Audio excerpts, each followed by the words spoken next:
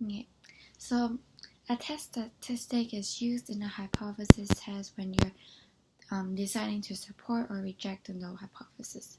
The test statistic takes your data from an experiment or a survey and compares your results to the results you would expect from the null hypothesis. Sorry. Okay. In math, a parameter is something in an equation that is passed on in an equation. It means something different in statistics. It is a value that tells you something about a population and is the opposite from a statistic, which tells you something about a small part of the population.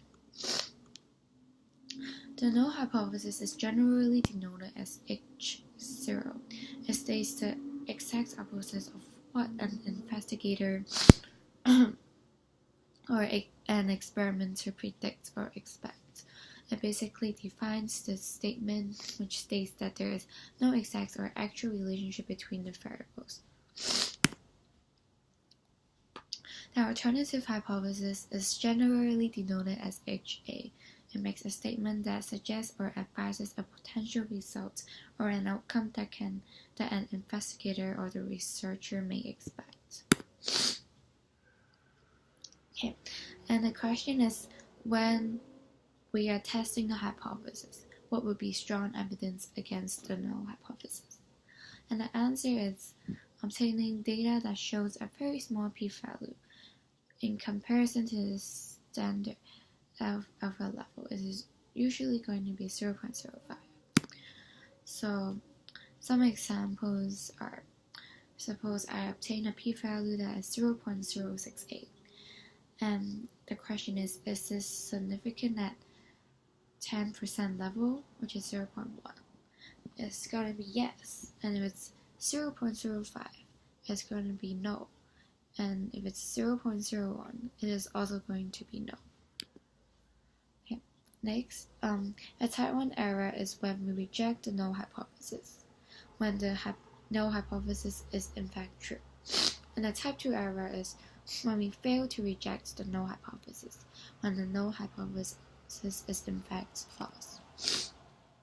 So, power is your ability to correctly identify a false null hypothesis. A probability of correctly rejecting a false null hypothesis. And some ways to increase the power of a test is by increasing the sample size while keeping significance level the same. And also increasing the significance level, which means increasing the risk of type 1 error. Also means a normal distribution is the most important and most widely used distribution in statistics. It is sometimes called the bell curve. And normal distributions can differ in their means and in their standard deviations.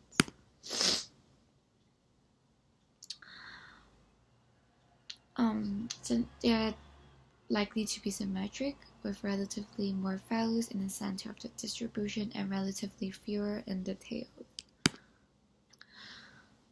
And when we describe a sampling distribution, we always address 3 things. The first is center.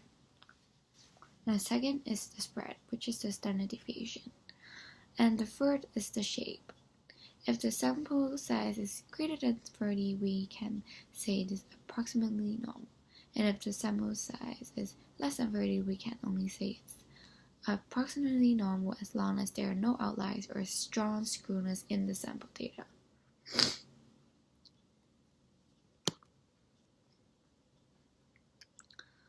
And for the center, it is whatever they say the values are to be the values you use to describe the center, which is the mean.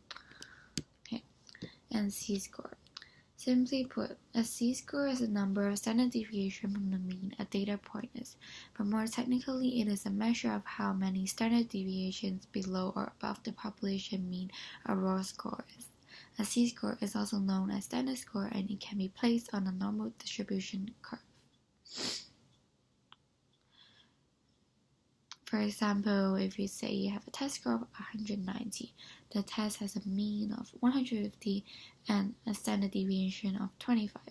Assuming a normal distribution, your z-score would be 190 90 minus 150 divided by 25, which is 1.6. The Z-score tells you how many standard deviation from the mean your score is, and in this example, your score will be 1.6 standard deviation above the mean. And the formula for Z-score is x minus mean divided by standard deviation.